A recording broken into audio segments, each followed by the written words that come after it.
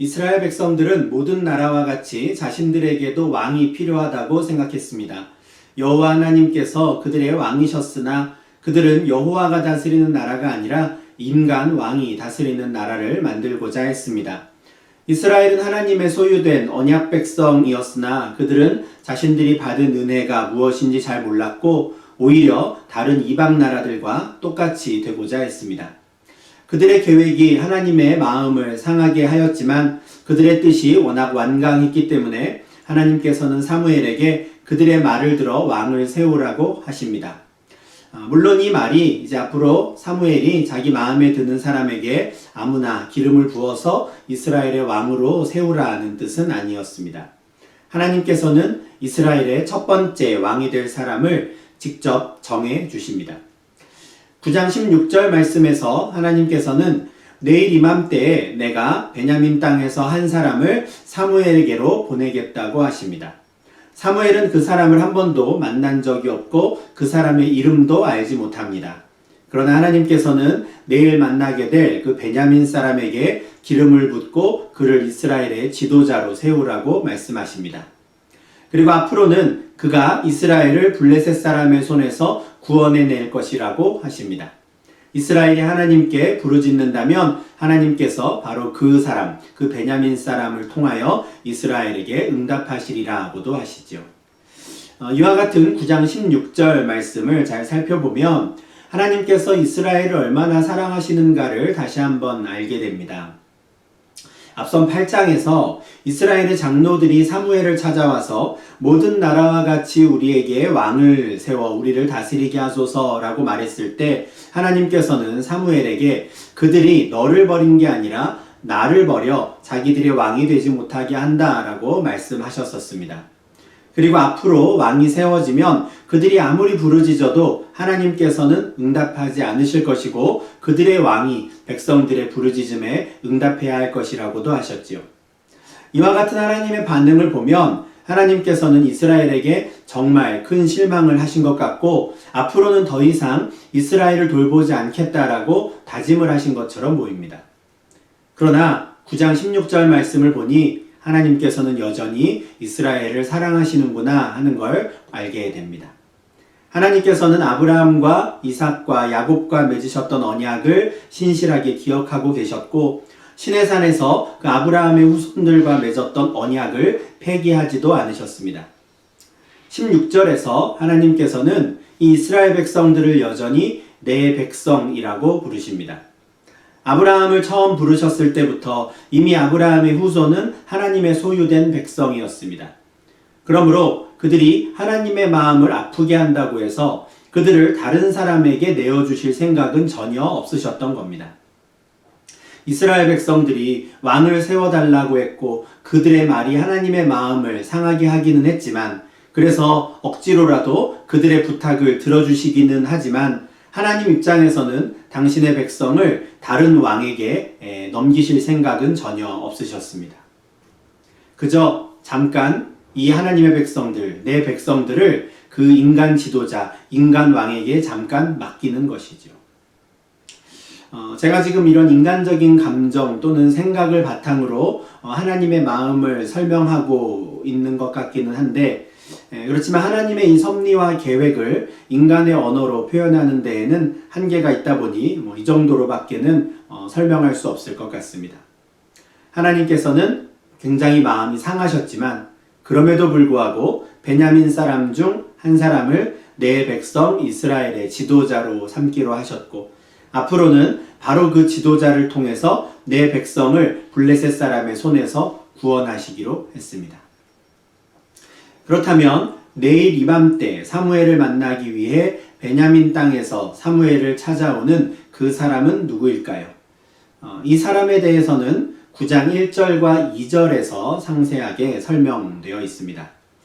베냐민 지파에 기스라고 하는 유력한 사람이 있었는데 그에게는 사울이라는 아들이 있었습니다. 기스의 아들 사울, 이 사람이 바로 하나님께서 말씀하신 그 베냐민 사람이었습니다. 사울은 모든 이스라엘 사람들 중에서도 단연 눈에 띌 만큼 준수한 소년이었습니다. 소년이라고는 하지만 청년으로 우리가 생각하면 될 것 같습니다. 그의 키는 모든 백성보다 어깨 위만큼 더 컸다고 합니다.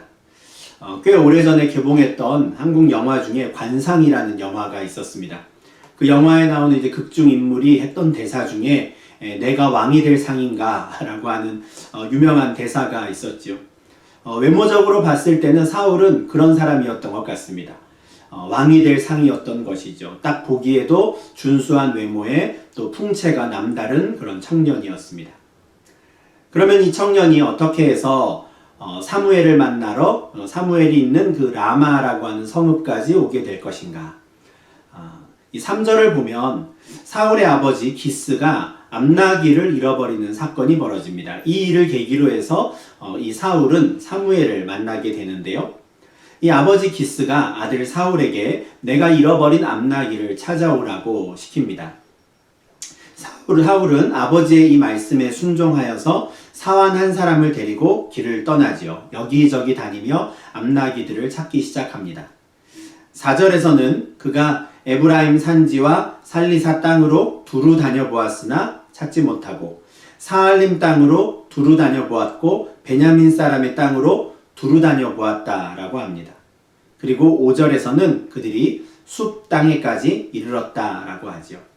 여기에 나오는 지역의 위치가 어디인가 정확히 알지 모른다 하더라도 두루 다녀보았다라는 말이 계속해서 반복되는 것으로 보아서 상당히 넓은 지역을 지금 사울이 이 암나기를 찾아다녔구나라는 것을 우리가 알 수 있습니다.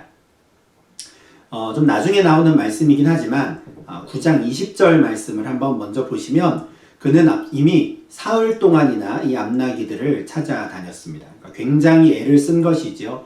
사흘 동안이나 여기저기 에브라임 산지와 또 베냐민 땅을 두루 다니며 아버지가 잃어버린 그 암나기들을 찾은 겁니다. 그러나 그 어느 곳에서도 암나기들을 찾을 수는 없었죠. 집을 떠난 지 사흘이나 지났고 집과의 거리도 점점 멀어지게 되니 이 사울은 암나기 찾는 일을 이제 그만하려고 합니다. 더 멀리 찾으러 갔다가는 오히려 아버지께서 돌아오지 않는 아들로 인해 더 염려하시게 될까 걱정한 겁니다. 그래서 이제 사환에게 집으로 돌아가자라고 하는데요. 근데 그와 함께 그 암나기를 찾아다니던 사환이 뭔가 아쉬웠던 것 같습니다. 그래서 마침 지금 우리가 있는 이 성읍에 존경을 받는 하나님의 사람이 있습니다 라고 이야기하면서 그 사람을 찾아가서 우리가 물어본다면 우리가 어디로 가야 하는지 알려주지 않을까요? 라고 이야기를 하죠. 사울이 말하는 이 하나님의 사람은 바로 사무엘 선지자이고요. 그가 말하는 이 성읍은 바로 사무엘이 있던 라마였습니다. 지난 사흘 동안 암나기를 찾아 여기저기 다니다 보니 어느새 사울이 사무엘이 살고 있는 그 성읍까지 오게 됐던 것이죠. 그리고 문득 그 성읍에 하나님의 사람이 있다는 것을 기억해낸 사환이 사울에게 우리가 한번 그 선지자를 찾아가 보는 게 어떻겠습니까? 이야기하는 겁니다. 이제 다 포기하고 집으로 돌아가려고 했던 사울이 이 사환의 말을 듣습니다. 사환의 의견을 옳게 여겨서 그 길로 하나님의 사람 사무엘을 찾아가는 것이죠. 이렇게 해서 사울과 사무엘이 만나게 됩니다. 우연처럼 보이는 일상의 사소한 일들이 계기가 되어서 사울은 하나님의 사람 사무엘을 만나게 되었습니다. 그리고 그 우연한 계기로 인해 사무엘은 하나님께서 말씀하신 바로 그 베냐민 사람을 또 만나게 되는 것이죠. 물론 사무엘이 그날 베냐민 사람을 딱 한 사람만 만난다는 보장은 없었을 겁니다. 그래서 하나님께서는 사무엘이 그 사울을 만나게 되면 보라, 이는 내가 내게 말한 사람이니 이가 내 백성을 다스리리라 라고 말씀하시겠다고 그런 신호를 주시겠다고 하셨죠. 사울이 사무엘을 처음 만난 장면은 18절에 기록되어 있는데요. 이 장면도 굉장히 우연히 벌어진 일이었습니다. 성읍에 들어선 사울이 길에서 만난 사람에게 선견자가 어디에 있냐고 하나님의 사람의 집이 어디에 있는지 물어봤는데요. 마침 그것을 물어본 길에서 만난 사람이 바로 사무엘이었던 것이죠. 이미 그 전날 하나님의 말씀을 받았던 사무엘로서는 바로 이 사울이 하나님께서 말씀하신 그 베냐민 사람이라는 것을 알았습니다. 아마 하나님께서 신호를 보내주셨을 겁니다. 그래서 자신이 바로 그가 찾는 선견자라는 것을 이야기해 주지요. 그리고 오늘 밤에는 산당에서 당신이 나와 함께 시간을 보내야 합니다. 나와 대화를 좀 나누어야 합니다. 라고 이야기합니다. 사무엘로서는 하나님께서 자신에게 말씀하신 것들을 사울에게 다 이야기해 줘야 할 의무가 있었기 때문에 사울과 함께 좀 오랜 시간을 보낼 필요가 있었을 겁니다. 그러면 사울 입장에서는 어땠을까요? 아버지가 잃어버린 암나귀를 찾아서 이리저리 다니다가 하나님의 사람, 선견자를 만나서 어디에 나귀가 있을 법한지 그걸 좀 물어보려고 지금 그를 찾아왔는데 갑자기 지금 그 선지자가, 그 선견자가 자신을 붙잡고 마치 기다렸다는 듯이 오늘 하룻밤을 나와 함께 보내며 나와 이야기를 해야 한다라고 하는 것이죠. 굉장히 당황스러운 상황이었을 것이고 이 말을 어디까지 내가 받아들여야 하나 참 난감했을 텐데 20절에서 사무엘이 이 사울에게 하는 이야기가 아마 사울에게는 어느 정도의 좀 확신 그리고 이 사람을 좀 믿어도 되겠구나 하는 좀 생각을 갖게 하지 않았을까 싶습니다. 20절에서 사무엘은 사흘 전에 잃은 내 암나귀들을 염려하지 말라 찾았느니라 라고 하거든요. 그러니까 이 사울이라는 이 청년이 왜 자신을 찾아왔는지 알고 있었다는 걸 분명히 보여주는 것이죠. 사울 입장에서는 자신이 왜 그를 지금 찾아왔고 지금 무엇을 물어보려고 했는지까지도 사무엘이 이미 다 알고 있었고 심지어 내가 그토록 못 찾았던 암나귀들을 이미 찾았다라고까지 말을 하니 사무엘의 말을 따르지 않을 수가 없었을 겁니다. 그런데 사실 이 사울을 가장 놀라게 한 것은 암나귀를 찾았다는 이야기가 아니었습니다. 20절 하반절 말씀을 들었을 때 분명 사울은 정말 놀랐을 텐데요. 온 이스라엘이 사모하는 자가 누구냐? 너와 내 아버지의 온 집이 아니냐라는 이 말입니다. 우리로서는 온 이스라엘이 사모하는 자라는 말이 굉장히 추상적인 것 같지만 이 말을 듣는 사울은 이 말의 의미가 무엇인지 바로 알았습니다. 그래서 그는 나는 이스라엘 지파의 가장 작은 지파 베냐민 사람이 아니니까 또 나의 가족은 베냐민 지파 모든 가족 중에 가장 미약하지 아니하니까 당신이 어찌하여 내게 이같이 말씀하시나이까 라고 대답합니다. 이 온 이스라엘이 사모하는 자라는 말은 당시에 온 이스라엘이 기다리고 있던 왕을 의미하는 말이었습니다. 당신이 바로 온 이스라엘이 기다리는 왕이고 당신의 아버지의 온 집이 이스라엘이 찾고 있는 바로 그 왕의 가문이다 라는 말이죠. 그러니 이 말을 들은 사무엘은 깜짝 놀랄 수밖에 없었을 겁니다. 그래서 말도 안 되는 소리 하지 말으라고 베냐민 지파는 12지파 중에서 가장 작은 지파고 그 중에서도 우리 가족은 베냐민 지파에서도 또 미약한 가족인데 그게 무슨 말이냐고 이야기한 것이죠. 사울로서는 당연히 깜짝 놀랄 수밖에 없는 상황이지만 사무엘은 그 즉시 사울과 그의 사환을 데리고 객실로 들어갑니다.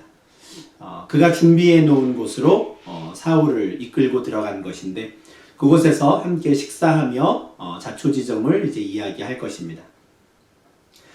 그런데 이 사무엘이 사울을 데리고 들어간 그 객실의 상황을 보면 사무엘은 정말 모든 준비를 다 마치고 그를 기다리고 있었구나라는 걸 알 수 있습니다. 그곳에는 이미 30명 정도 되는 손님이 초대를 받아 자리를 지키고 있었던 것이죠.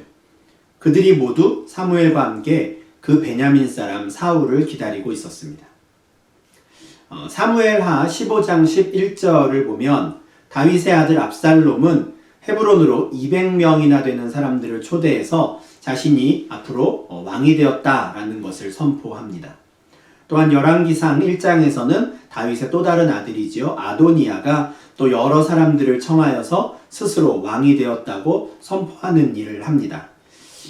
아마도 고대 근동 지역의 그 문화가 그랬던 것 같습니다.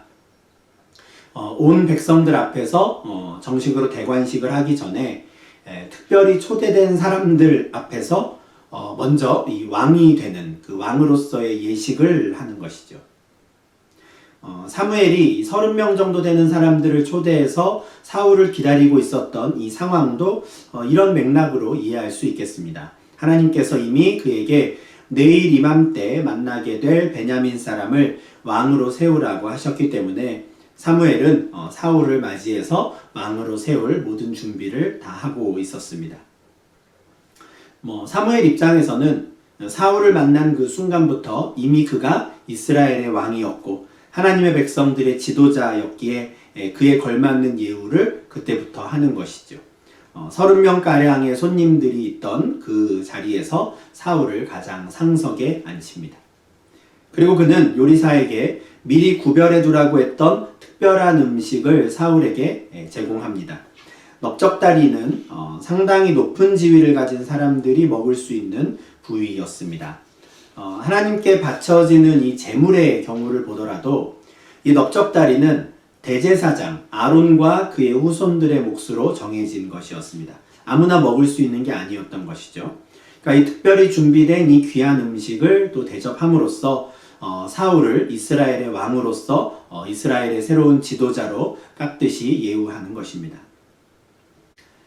사무엘은 그날 저녁부터 다음날 아침이 될 때까지 사울과 함께 이제 시간을 보내며 하나님의 말씀을 그에게 전달합니다. 어떻게 해서 자신이 이미 사울이 올 것을 알고 준비할 수 있었는지 말했을 것이고요. 또 사울을 통해서 앞으로 하나님께서 이스라엘을 구원하실 것이라는 사실도 말해 주었을 겁니다. 그리고 다음날 아침에 사울을 돌려보내기 전에 그의 머리에 기름을 붓지요. 왕으로 그렇게 세우는 겁니다. 10장 1절 말씀인데요. 이에 사무엘이 기름병을 가져다가 사울의 머리에 붓고 입맞추며 이르되 여호와께서 내게 기름을 부으사 그의 기업의 지도자로 삼지 아니하셨느냐. 온 이스라엘 백성들이 보는 앞에서 이 왕의 즉위식을 하는 것은 10장 17절 이후의 상황이지만 사무엘은 그 전에 미리 사울의 머리에 기름을 부음으로써 그가 하나님이 택하신 이스라엘의 지도자이며 첫 번째 왕이라는 사실을 분명히 했습니다. 이렇게 해서 이스라엘도 다른 나라들과 같이 왕이 다스리는 나라가 되었습니다. 암나기들을 찾으러 돌아다니던 이 사울이 하루아침에 이스라엘의 왕이 된 것을 보면 참 하나님의 섭리가 신기하고 또 놀랍습니다. 또 지난 3일 동안 사울이 얼마나 많은 곳을 다니며 암나기를 찾았음에도 불구하고 암나기를 찾지 못했던 그 일이 또 사울에게 그렇게 나쁜 일만은 아니었구나 하는 것도 알게 되지요. 참 하나님의 섭리의 신비함인데 오히려 그가 암나기를 찾지 못해서 사흘 동안 계속 그 일에 실패한 덕분에 그는 사무엘이 있는 라마까지 오게 되었고 사무엘을 만나 또 얼떨결에 놀라운 일이었지만 기름 부음을 받고 왕이 되는 것이었습니다. 참 하나님께서 한 사람을 그렇게 하나님의 일꾼으로 세워가는 이 과정이 참 신기하고 우리 사람의 머리로는 정말 헤아릴 수 없고 또 계산할 수 없는 방식으로 하나님은 일하시는구나 하는 것들을 참 보게 되는 오늘 말씀입니다. 이렇게 해서 결과적으로 이스라엘에도 이제 왕이 생긴 것인데 그런데 제도적으로는 그 왕정제도라고 하는 게 이제 똑같아 보일지라도 오늘 9장을 통해서 하나님이 하신 말씀을 가만히 보면 하나님께서 세우신 이 이스라엘의 왕정제도는 다른 나라의 것과는 근본적으로 다르다는 것을 확인하게 됩니다. 이스라엘에 왕이 세워졌다고 해도 이스라엘은 여전히 여호와 하나님의 나라였던 것이죠. 이스라엘에 왕이 세워졌다고 해도 이스라엘 백성들은 여전히 여호와 하나님의 백성이었습니다. 사울을 이스라엘의 첫 번째 왕으로 택하신 목적이 무엇이었습니까? 그 백성을 그들에게 던져버리려고, 그 백성을 그에게 다 주어버리려고 그렇게 하신 게 아니었죠. 오히려 그를 통하여 내 백성들의 부르짖음에 응답하시기 위함이었습니다. 오히려 그를 통하여 내 백성들을 블레셋 사람들의 손에서 구원하시기 위함이었죠. 귀찮아서 사울에게 떠밀어버린 게 아니신 겁니다. 그러므로 사울은 다른 나라의 왕들과 똑같아져서는 안 됩니다. 다른 나라의 왕들이 그러하다고 해서 자기도 이 백성들을 억압하거나 압제하거나 해서는 안 되는 것이죠. 그 백성들 위에 군림해서는 안 되는 겁니다. 아, 내가 지금은 잠시 하나님의 백성들을 맡은 자이구나 라고 하는 그 청지기로서의 사명을 감당해야 하는 것이죠. 그렇다면 사울은 자신에게 맡겨진 이 역할을 잘 감당할 수 있는 사람이었을까요? 오늘 본문 말씀에서 보이는 그의 모습은 상당히 긍정적입니다. 아버지가 잃어버린 암나기들을 열심히 찾아다닌 것은 그의 어떤 순종하는 성품을 보여주고요. 또 비록 암나기를 찾지는 못했지만 포기하지 않고 사흘 동안 계속해서 두루 다니며 그 나귀들을 찾았던 것은 그의 성실함 또 열심을 보여주는 모습이기도 합니다. 또한 그는 겸손한 사람이었습니다. 사무엘과의 대화에서 이런 점이 잘 드러났는데요. 그는 사무엘에게 나는 이스라엘 지파의 가장 작은 지파 베냐민 지파의 사람이 아닙니까? 또 나의 가족은 베냐민 지파 중에서도 가장 미약한 가족이 아닙니까? 그런데 내가 어떻게 왕이 될 수 있습니까? 이렇게 이야기했죠. 이것은 그의 진심이었습니다. 사사기 20장에 기록된 그 이스라엘 지파들 간의 내전이 있었는데요. 그 내전으로 인해 베냐민 지파는 정상적으로 회복하기 어려울 정도의 아주 심각한 타격을 입은 적이 있습니다. 규모적으로 보았을 때, 또 지난날의 과오를 보았을 때 베냐민 지파는 다른 지파를 이끌어갈 수 있는 지파가 아니었던 것이죠. 또한 이 사울의 아버지 기스가 지파 내에서는 나름 유력한 사람이었을지 모르지만 사울은 자신이 왕이 되기에는 자기의 집안이 미약하다고 생각했습니다. 이것도 그의 진심이었을 텐데 이런 점들을 생각하면 사울은 겸손하고 또 순종하는 또 맡은 바 책임을 다하는 열심이 있는 왕이 될 가능성이 있는 사람이었습니다. 하나님께서 기대하시는 대로 하나님의 백성들, 내 백성들을 잘 돌보고 블레셋 사람의 손에서 그들을 구원해낼 수 있는 그럴 만한 사람이었던 것입니다. 무엇보다도 그는 하나님께서 선택하여 왕으로 세워진 사람이었지요. 그러므로 우리는 사울이 이스라엘의 첫 번째 왕이 된 것은 하나님의 그 기쁘신 뜻 가운데 이루어진 선한 일이다 라고 우리는 생각해야 합니다. 그럴 만한 사람을 왕으로 세우셨다 생각해야 하는 것이죠. 또한 사울 입장에서도 하나님의 백성들을 내가 대신 맡아서 돌볼 수 있는 영광스러운 기회를 얻은 것으로 생각해야 합니다. 암나기를 찾지 못했고 또 방황하며 돌아다녔던 그 사흘간의 힘듦이 있었지만 그 모든 일들을 합력하여 선을 이루셔서 이스라엘의 왕이 되게 하신 그 은혜를 받은 것으로 사울은 생각해야 했습니다. 다만 사울이 꼭 기억해야 할 점이 또 하나 있었습니다. 무엇이냐면 그의 인생이 이 이스라엘의 왕으로 기름 부음을 받는 순간 그 순간에 다 끝난 것이 아니라는 점입니다. 어린아이들이 보는 동화책처럼 사울은 이스라엘의 왕이 되었습니다 라는 말로 사무엘서가 끝나지 않습니다. 사무엘상 10장, 11장이 이어지고요. 이 사울의 이야기는 사무엘상 끝까지 이어집니다. 왕이 된 것으로, 기름 부음 받은 것으로 이 사울에 대한 하나님의 평가가 다 끝난 게 아니라는 말씀입니다.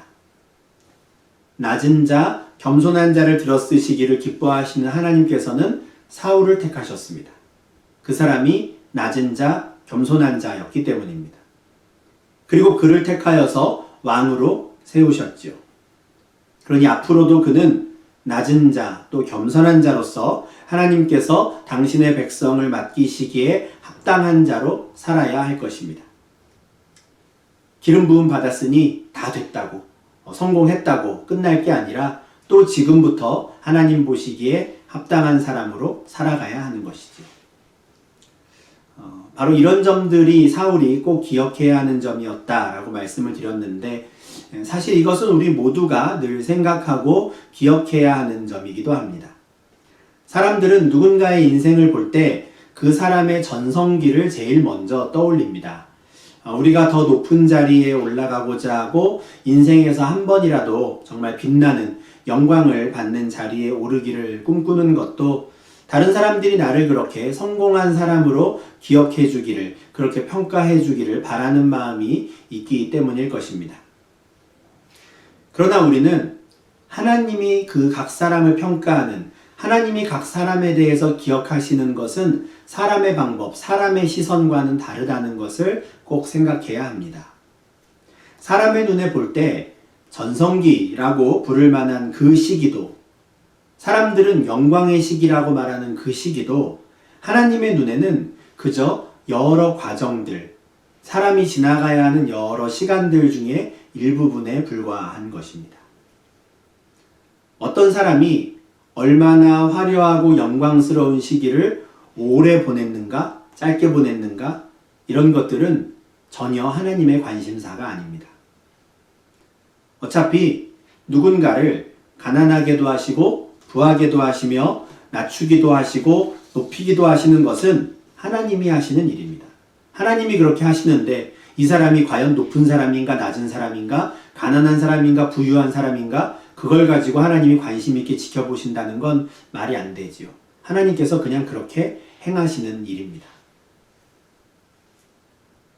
하나님께서 중요하게 보시는 것은 하나님께서 그 기쁘신 뜻에 따라서 각 사람을 이런저런 상황 가운데, 이런저런 위치 가운데 처하게 하실 텐데 그 상황 속에서 그 사람이 어떤 태도를 보이며 어떤 삶을 살아가는가 하는 점입니다. 이게 하나님의 관심사지요. 우리가 평범한 일상을 소중히 여기고 오늘 하루도 우리에게 주어진 시간을 소중히 여겨야 하는 이유가 바로 이것입니다. 우리는 보통 내일이나 모레, 1년이나 2년 후에 우리가 어느 곳, 어느 위치에서 어떤 일을 하고 있을까에 대해 궁금해합니다.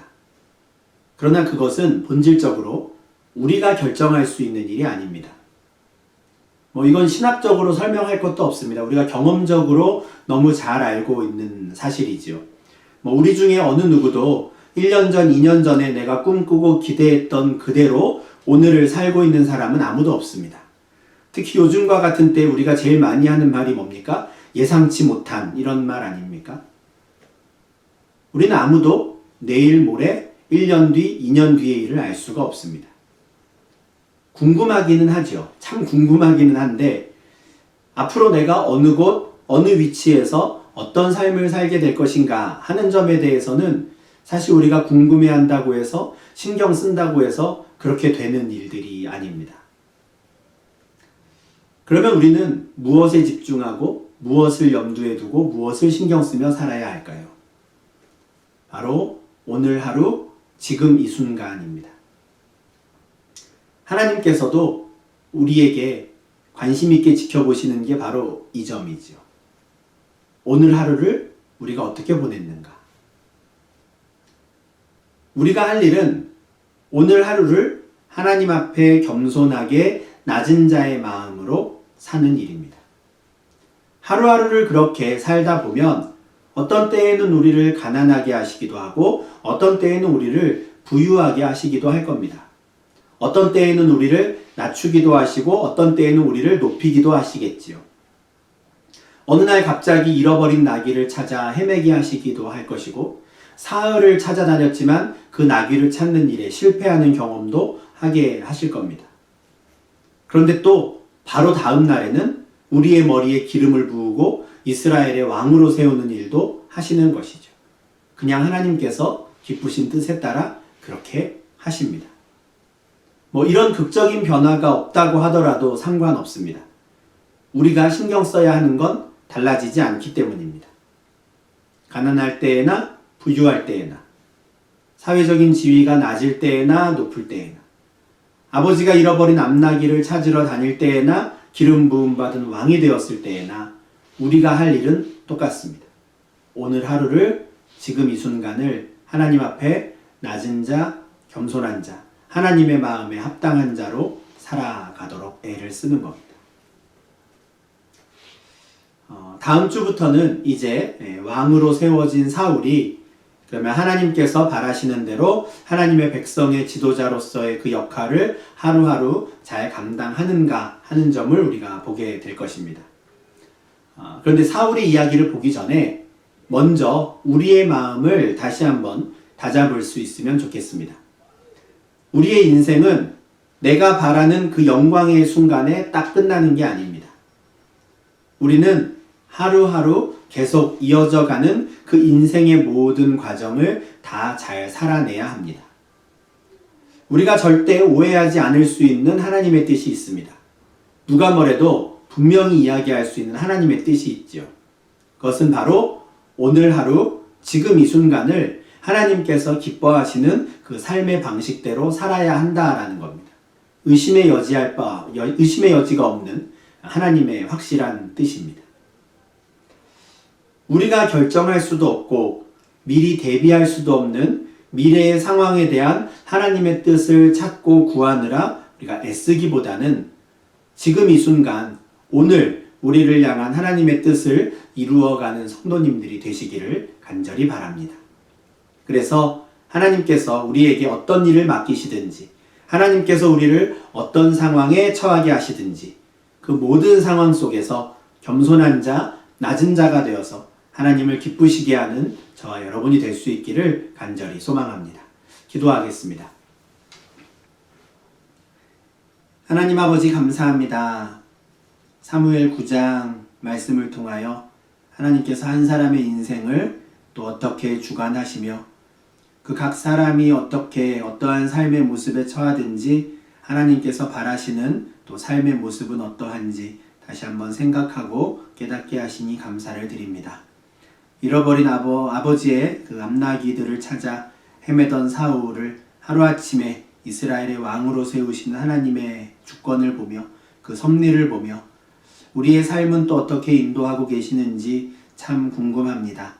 그러나 하나님, 우리가 더욱더 관심을 기울이고 또 더욱더 신경 써야 하는 것이 무엇인지 잘 분별하게 하시고 우리를 어느 곳, 어느 위치에 두실 것인가 하는 것은 하나님의 역할임을, 하나님의 섭리에 속한 것임을 우리가 인정하게 하시고 우리는 그저 오늘 하루, 지금 이 순간을 하나님이 기뻐하시는 모습으로 낮은 자, 겸손한 자가 되어 살아갈 수 있도록 주님 인도하여 주시옵소서.